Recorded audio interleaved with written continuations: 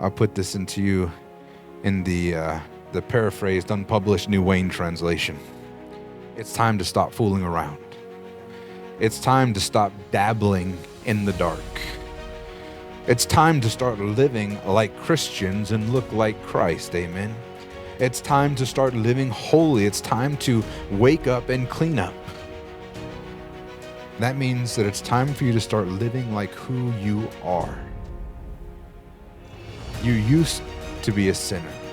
You used to do those things.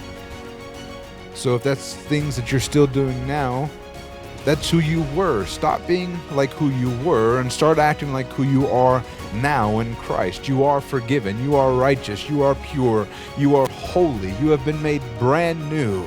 Amen. You are a new creation.